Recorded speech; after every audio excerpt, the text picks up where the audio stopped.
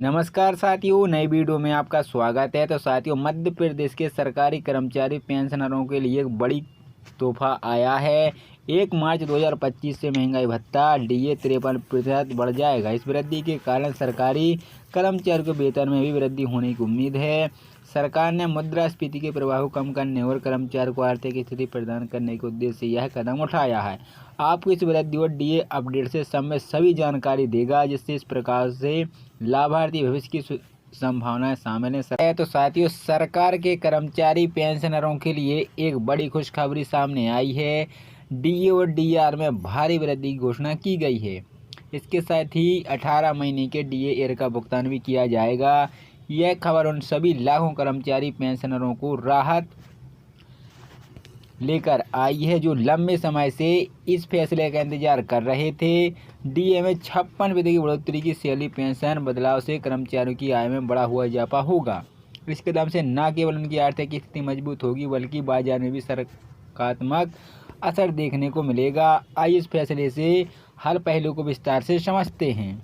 DA एर और salary में केंद्र सरकार ने हाल ही में 18 महीने के डीए को मंजूरी दी है, जो जनवरी 2020 से जून 2021 तक लंबित था। इसके अलावा डीए में 56% की बढ़ोतरी की गई है। फैसला कर्मचारी पेंशनों की लंबे समय से चली आ रही मांगों को ध्यान में रखते हुए लिया गया है।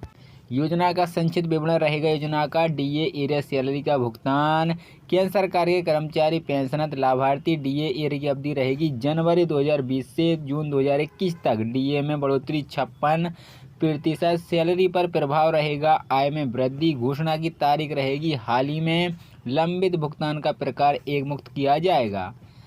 वहीं डीए क्या है? महंगाई भत्ता। डीए एक ऐसा भत्ता है जो सरकारी कर्मचारी पेंशनरों को महंगाई के प्रभाव से राहत देने के लिए दिया जाता है। उनकी बेसिक सैलरी का एक निश्चित प्रतिशत होता है, जो समय समय पर महंगाई दर को ध्यान में रखते हुए संशोधन किया जाता है। डीए एर का महत्व है कि 18 महीने के डीए एर उन महीनों का बकाया है जब कोविड-19 महामारी के दौरान इसे रोक दिया गया था। इसके दौर से लाखों कर्मचारी पेंशनों को आर्थिक लाभ मिलेगा। बाजार में नकदी प्रवाह बढ़ेगा और कर्मचारियों की क्रय शक्ति मजबूत होगी। सैलरी और पेंशन सुधार के फायदे: वित्तीय स्थिति, महंगाई से बचाव, सामाजिक सुरक्षा, खर्च करने की क्षमता में वृद्धि। क्या सभी कर्मचारियों को मिलेगा लाभ? यह लाभ केवल केंद्र सरकार के कर्मचारी पेंशनों को मिलेगा। राज्य सरकार के कर्मचारी इसके लिए अपनी राज्य पर निर्भर करेंगे, क्योंकि राज्य सरकार अपने स्तर पर निर्णय लेती है। भुगतान की प्रक्रिया कैसी होगी? सरकार यह स्पष्ट किया जाता है कि लंबित डीए एर का भुगतान एक मुक्त किया जाएगा। यह राशि सीधे बैंक खाते में ट्रांसफर होगी। इसके लिए कोई अलग से आवेदन करने की आवश्यकता नहीं है।